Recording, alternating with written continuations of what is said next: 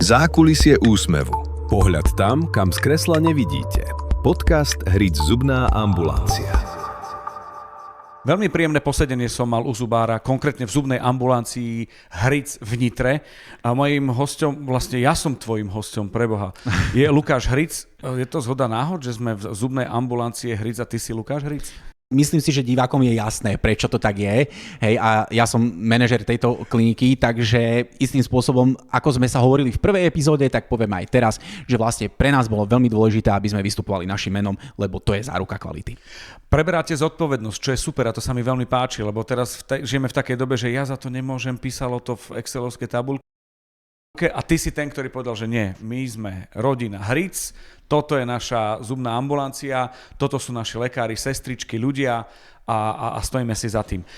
V tej prvej časti toho podcastu sme sa rozprávali o tom, že kto ste, ako ste vznikali, čo boli možno také ciele, aká je DNA vlastne zubnej ambulancie Hric a dostali sme sa až do stavu, že by sme mohli rozprávať o tých pacientov, že čo by mohli očakávať, čo sa deje, čo si mám predstaviť, že kto sa mi ozve, alebo, a to je druhá vec, kým sa budem môcť usmiať na fotku, na záber s plnotučným úsmevom, nie len sem tam, alebo... Myslím si, že veľká väčšina našich pacientov, keď zbadá nejaké reklamné logo, bavme sa o tom, že zbadajú reklamu, hej, potom rozoberieme tú druhú časť. Keď zbadajú reklamu, tak 99% našich klientov, s ktorými som mal možnosť komunikovať, sa pozrie na recenzie. Myslím si, že pre pacienta sú kľúčovým faktorom dostupné verejné recenzie, ktoré si prečíta a na základe toho sa veľmi veľa pacientov rozhodne. Že ja keď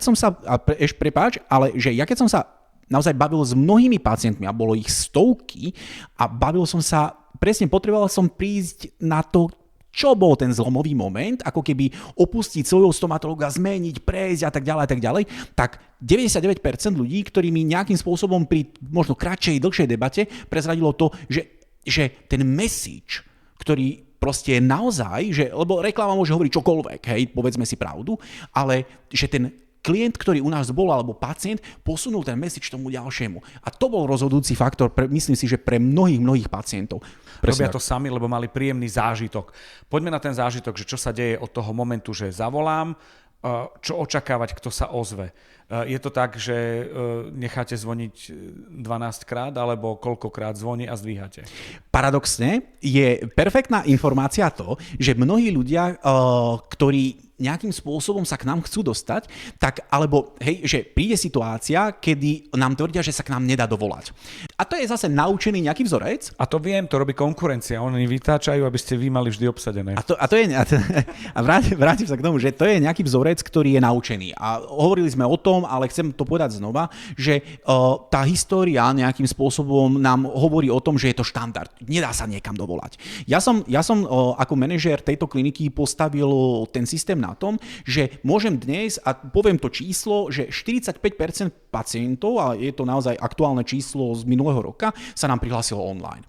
A existuje taký hybrid, a to je naozaj veľmi úsmevné, ešte keď som ja sedel na recepcii, tak sú ľudia, ktorí ako nájdu si voľný termín online a zdvihnú telefón, či nemáme skorší. A ja som stále takým úsmevom povedal, že ale ja vás objednám, cez ten istý software, alebo vidím ten istý termín a nemám podpultovky, že už nie sme v Tuzexe niekde, ale že chcem len povedať to, že nie, zdvíhame ten telefón. Samozrejme, sú situácie, ktoré nám nedovolujú zdvihnúť ten telefón, lebo máme tu nejakého klienta, ktorého potrebujeme vyriešiť potom papierovo a tak ďalej, ale vrátim sa k tomu, že chcem povedať, zdvíhame ten telefón a vždy sa k nám dá dovolať. Pýtate sa, že čo mi je a prečo chcem prísť k vám?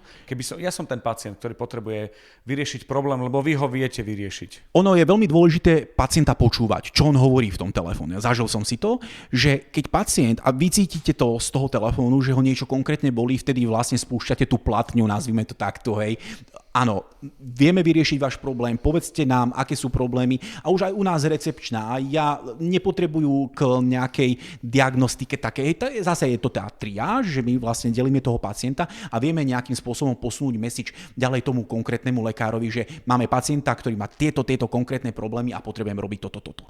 Ale obrovská väčšina tých pacientov, naozaj hovorím o drtivej väčšine, tých pacientov prichádzajú s tým, že chápu ten systém, že prečítajú si tú webovú stránku, prečítajú si ten Instagram, že oni prichádzajú k nám na vstupné vyšetrenie. A oni naozaj pochopia ten systém, kde majú priestor povedať tomu stomatologovi, čo ich trápi. A to je veľmi dôležité. To je nosný bod toho fungovania. A veľmi dôležité je to, že oni sa prihlásia na to vstupné vyšetrenie a na to vstupné vyšetrenie prídu. Prídu na konkrétny čas a na konkrétnu hodinu. A teraz, je tu veľmi dôležitá vec, že čo je konkrétny čas objednania sa? Môžem zajtra? Nie. Paradoxne fungujeme momentálne v takom móde, že sme postavili 4 ambulancie a chvala Bohu, klopem na všetko, čo sa dá, sa zajtra k nám nedá dostať. V prípade, ak nie si náš pacient a niečo ťa nebolí. Rozumiem. A druhá vec je, ktorú si mi rozprával mimo tohto nášho stretnutia a veľmi ma zaujala, že vy si nejak vycítili ten moment, že kedy sa objednávajú najviac a tiež to vieš kvantifikovať, že je to hodina, ktorú by si ani nepovedal, že niekto rieši svoje zuby v tom čase. Presne tak, že vidím veľmi veľa tých kórových pacientov. Kór znamená proste pacientov, ktorí sú v tom najlepšom, ako keby najsilnejšom veku toho pacienta a majú častokrát deti a vidím na základe toho objednania sa, že potom, keď tých pacientov spoznáš, vidíš, že majú deti a tak ďalej a prihlásujú sa naozaj v neskorých večerných hodinách. A možno je to aj trendom dnešnej doby, že ten telefón nie je už ako keby tá nosná, ako keby informačná nejaký ten kanál, ale že my sme spustili ten online objednávací systém pri tom začiatku vlastne našej stomatologickej kliniky a tí pacienti sa toho strašne držia. Pochopili ten systém, nemusia nám volať, čo znamená, že eliminujeme aj ten hluchý kontakt v tom, že sa bavíme o tom, čo si ty môžeš vyklikať. A najväčšia pridaná hodnota je to, že častokrát tak ako ty, tak ako ja a ktorýkoľvek človek, ktorý funguje v naozaj nejakom zamestnaní, má nejaký aj svoj osobný pracovný kalendár a nájsť telefonický konsenzus medzi pacientom a lekárom je veľmi náročné. Ale keď si naozaj otvoríš svoj kalendár a otvoríš si tie dostupné termíny, ktoré sú možné, tak tedy to je veľmi jednoduché. Čiže nám sa málo kedy stane, že ten pacient nám povie, že nemôžem prísť, lebo vlastne vtedy som tam mal niečo iné, alebo som niekde v zahraničí. On už prichádza so vstupnou informáciou, chápem. Zaujalo ma slovo, a prvýkrát som ho počul v spojení s zubnou ambulanciou alebo klinikou, triáž. Poď mi o tom, čo si viac povedať. Najdôležitejšia vec je triáž. Nazvime to takto. Triáž pre bežného človeka znamená selekcia, toho pacienta a nejakým spôsobom nasmerovanie toho pacienta na nejakú konkrétnu vec. Podľa mňa úplne najhoršie pre stomatológa alebo pre akéhokoľvek lekára je, ak príde k nemu pacient a v živote predtým ho nevidel a nevieme, o čom sa bavíme. Preto my na stomatologickej klinike sme spravili jednu základnú vec a to je vstupné vyšetrenie. Vstupné vyšetrenie pozostáva vlastne z úkonu, ktorý trvá pol hodinu, kde spravíme rentgenový snímok toho pacienta, potom pridáme nejaké ďalšie rentgeny, ak je to potrebné, na základe toho lekára alebo jeho pozorovania, toho prvotného rentgenu. A pri tom prvom tom stretnutí my naozaj pacientovi povieme, ktoré sú jeho ako keby tie najväčšie problémy stredného horizontu a výhľadové problémy. A tam je presne tá debata, alebo ten čas na tú debatu, čo ten pacient očakáva. Lebo každý príde k stomatológovi s nejakým iným očakávaním. Hej, že my máme v dnešnej dobe už pacientov, ktorí nechodia s tým, že ho bolí zub a teraz nevie, čo s tým, ale prichádzajú pacienti, ktorí naozaj chcú riešiť čisto estetický zákrok. Prichádzajú pacienti, ktorí chcú riešiť napríklad, že majú konkrétny problém s konkrétnym zubom, ktorý možno nebolí, ale vedia, že majú takýto problém. A tam je presne tá triáž, nazvieme to takto, alebo je to nejaká selekcia tých pacientov, ktorých my už potom vieme správne definovať a vrátim sa teraz zase k tomu objednávaciemu systému, že my vieme a dohodneme sa s tým pacientom na tom, že ideme riešiť tento problém a potom my vieme, aký časový rozsah na to potrebujeme. A to je to, čo je tá pridaná hodnota. To je to, že vlastne my s tým pacientom potrebujeme komunikovať. A to je alfa omega, keď sa bavíme o tom pilieri, o tej komunikácii. Veľmi veľa lekárov na Slovensku, nehovorím iba o stomatologických klinikách, zabudajú na správnu komunikáciu s pacientom. Niekedy to je ťažké, musím povedať, obojstranne, ale základným pilierom akejkoľvek vzťahovej veci je komunikácia. A na tom si my zakladáme a to je ten najväčší prístup, alebo najlepší prístup k tomu pacientovi, ktorý my môžeme dať a to je o tom, že ten pacient vie, aký je problém, my problém nezahmlievame a stratégia je povedať radšej naozaj aj nepríjemné veci, ale tak, ako sú a hlavne dokáže dostať od nás informáciu, message, s ktorým on odchádza, čo ho čaká na budúce a v prípade, že si chce dať naozaj ten chrup do stavu, že je sanovaný, odborne povedané, čiže je bez zubného kazu, alebo sa priblížime niekde k nule, tak vie, aké úkony ho očakávajú v nejakom rozmedzi času. A to je tá najväčšia pridaná hodnota. Čo sa deje ďalej? Pre nás ako kliniku a pre aj stomatológa je veľmi dôležité, aby pacient, ktorý k nám prvýkrát príde, vypísal vstupný formulár. Priblížim to. V vstupnom formulári nie je len súhlas s tým, že či poskytuje alebo súhlasí pacient s poskytnutím zdravotnej starostlivosti, ale pre nás sú veľmi dôležité veci, ktoré by možno o zubároch veľa ľudí nepovedalo, bežných laikov, ale pre nás je veľmi dôležité, aký druh ochorení ste niekedy prekonali, aké ochorenia máte dnes, čo vás trápi a čo vás netrápi. Mnohým ľuďom má to 4 strany, hej? Nie je to málo a Čiže potrebujeme... Musím vedieť písať. Určite áno. A ja tak srandovne stále nadhodím, že nie je to písomka. Hej? Že neexistujú nesprávne odpovede. Ale tí ľudia, a vidím to často, sú z toho takí, že prečo by som mal niečo vypisovať? To vidím prvýkrát a tak ďalej a tak ďalej. A toto je cesta tohto podcastu, že máte čas, že máš čas to vysvetliť, prečo sa to tak deje. To je smart, počúvaj. Je?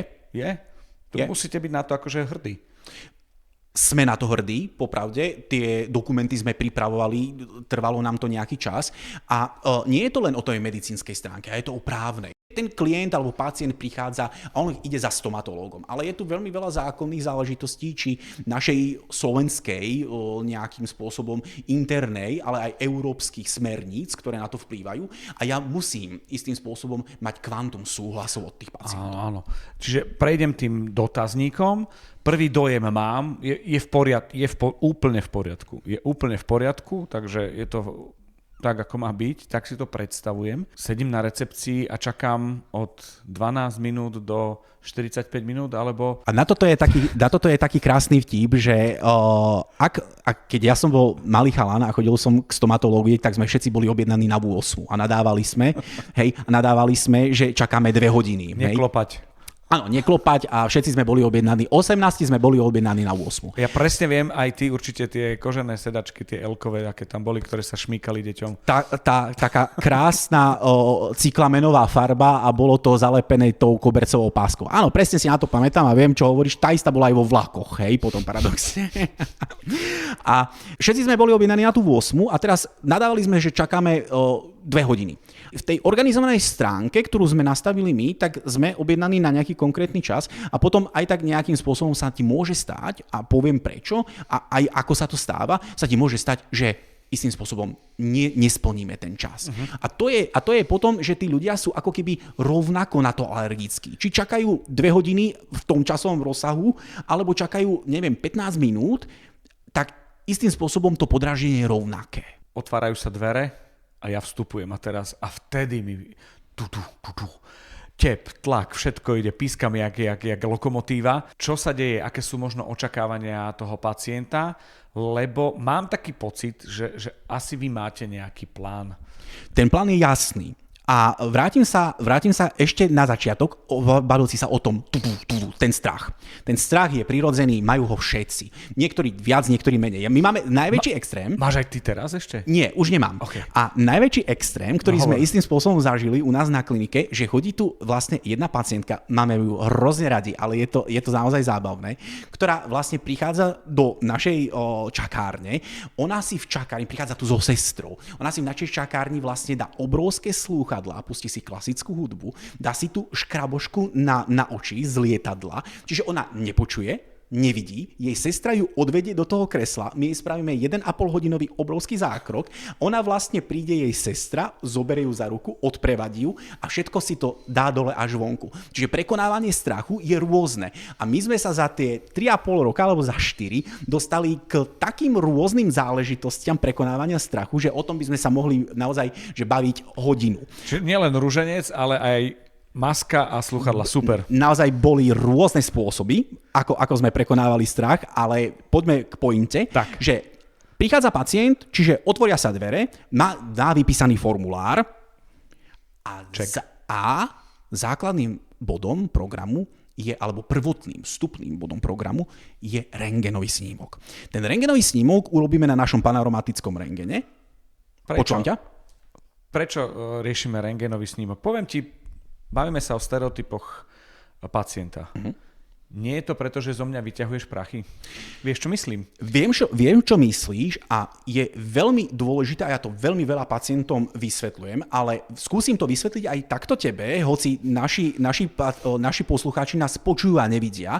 Ja to demonštrujem na priesvitnom pohári. OK. Ja zoberiem pohár na tej recepcii a obrátim ho. Dám do ňoho niečo, hej, mincu, to je jedno čo. A ja im vždy tak ukážem, že ak by tento pohár nebol priesvitný, vidíte tú mincu. A ja sa snažím ako manažér, a vrátim sa k niečomu, čo asi sa ma nepýtal, ale chcem to povedať, čo je pre mňa najviac úspešné, je vysvetľovať pacientom náročné stomatologické veci v systémom, ktorý oni dokážu pochopiť na jednoduchých príkladoch. Som rád, že si sa znížil na moju úroveň. Nie, ja som nechcel nikoho uraziť, v zásade. Mňa môžeš a ja na to som tu. Chcem povedať aj tiež veľmi niečo dôležité a to je v tom slova zmysle, že prichádzajú k nám pacienti, ktorí naozaj na rentgen boli iba sporadicky alebo boli tam naozaj pred dávnymi vekmi. X rokmi. Áno. A zrazu my po tom rentgenovom snímku, ktorý urobíme a zobrazí sa to tomuto stomatologovi ešte skôr, ako ty vstúpiš do tej ambulancie a že vlastne ty, keď prichádzaš už do toho kresla a sadáš si, tak ten stomatológ naozaj má prečítaný tvoj chrup na základe tvojho toho panoramatického snímku. Je veľmi, veľmi dôležité ho urobiť. Nie preto, aby, nejde tu o financie, ale ide tu o to, že vlastne ten pacient alebo ten stomatológ naozaj vtedy vidí detail, ktorý bežným okom bol inými stomatológmi častokrát prehliadnutý. Pre nás je teóriou, ale tiež som to hovoril, ale poviem to znova, lebo je to naozaj veľmi kľúčové a pripomíname to, naozaj všetci naši stomatológovia to pripomínajú, že je veľmi dôležité podľa nás, a to je naša stratégia HRID zubnej ambulancie, naozaj tomu pacientovi nejakým spôsobom nezahmlievať to, čo vidím, ale zase nechcem riešiť a tak ďalej, že naozaj myslím si, že každý pacient platí za to, aby dostal naozaj tú informáciu tak, ako je. Áno, lebo zase musím ti povedať z môjho hľadiska, zase sa zmením na pacienta, musím vedieť, čo sa bude diať. Presne tak. Nerátam, že či tu budem 2x, 3x, 6x, ale to, že ak mám s tým problém, ty mi asi povieš, že čaká ťa to a to. Ja to nebudem, ale budú to naši stomatológovia. Ja som zabudol, že ty nie si akože stomatológ, tvoji stomatológ alebo vaši stomatológovia. Chápem. V mojom okolí ma už prezývajú primár, čiže istým spôsobom je to taký žargón, je to joke, ale viem, čo myslíš. Ale zastavím sa ešte pri tom, že pre nás je tiež rovnako dôležité, aby sme tomu pacientovi povedali naozaj, čo mu je, ale rovnako je dôležité, aby ten pacient chápal, čo mu ideme robiť, čo ho čaká a aký je plán.